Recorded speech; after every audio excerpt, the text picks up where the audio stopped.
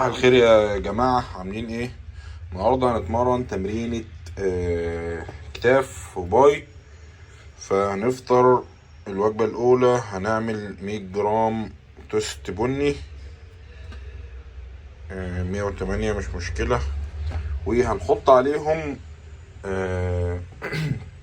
4 بيضات وشوية جبنة كده لايت.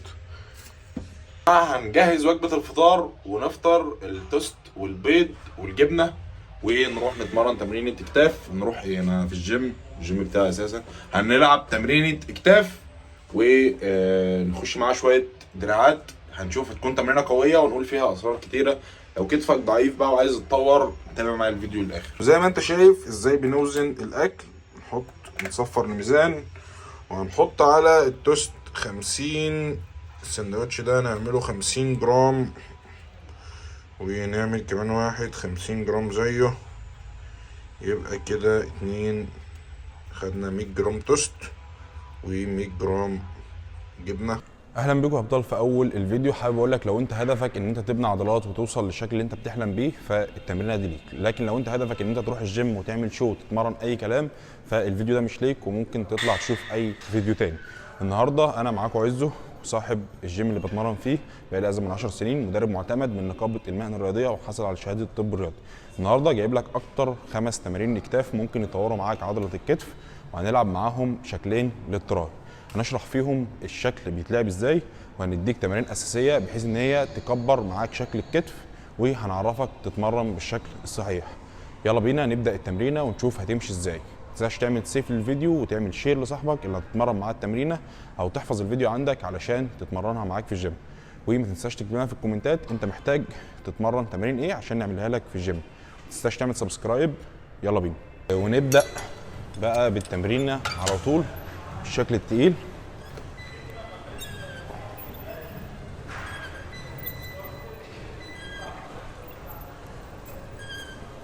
Four, 5, 6, 7, 8, 9,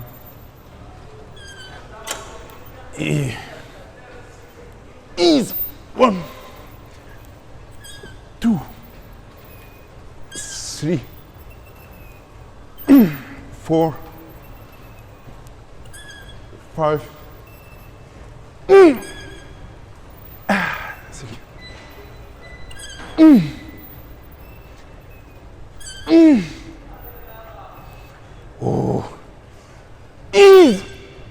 اوكي، بعد كده هنخش شولدر بريس. التمرينه اللي فاتت لعبتها بالدمبل، التمرينه دي هنلعبها بالماشين. بحب كل تمرينه اغير، يعني المره دي مثلا لعبنا بالماشين، المره الجايه نلعبها بالدمبل. هي يعني لو مش عندك الجهاز ممكن تلعبها بالدمبل. ايزي. 1 2 3 4 5 6 7 8 9. next one. اوكي. لما تيجي تقعد على الجهاز وتفرد دراعك، لازم تتاكد ان كوعك في مستوى كتفك الخلفي علشان تكون شغاله معاك 100%. تركايه تانية، لما تيجي تقسم تمارين الكتف وانت رايح تلعب تمارين الكتف، ما ينفعش تخش 2 خلفي ورا بعض، او ينفع تلعب 2 امامي ورا بعض. لما جينا نقسم التمارين النهارده، لعبنا اول حاجه جانبي، وبعد كده دخلنا عليها ردينا عليها بالامامي. الشولدر بريس بيشغل الامامي، وبعد كده هنرد عليهم بالخلفي. حاول على قد ما تقدر ما تكونش فارد ظهرك بالشكل ده، عشان هتلاقي نفسك وانت بتدفع ظهرك الداخلي بيشتغل. فالاحسن ان انت تفصل ظهرك وكتفك الخلفي بالشكل ده، بحيث ان انت لما تيجي تبوش يبقى كتفك الخلفي هو اللي شغال. يلا بينا. ايزي.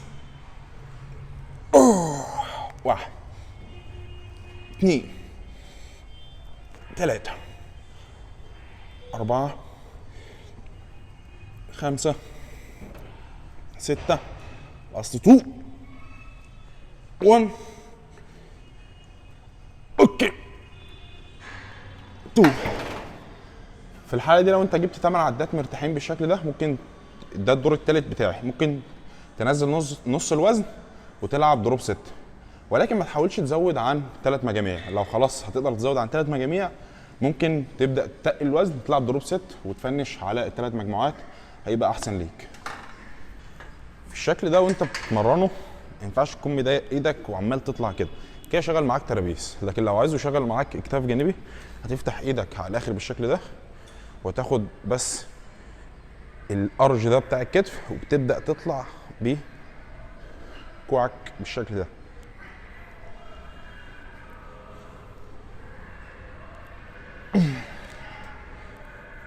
كده هيشغل معاك اكتاف جانبي اكتاف جانبي. 2 3 4 5 6 7.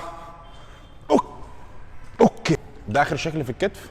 اديك تركايه حلوه هنا لما تيجي تلعب الكتف الخلفي بالحبل، ما تخليش الحبل يكون فوق بشكل عالي، لا يخليه في مستوى دماغك.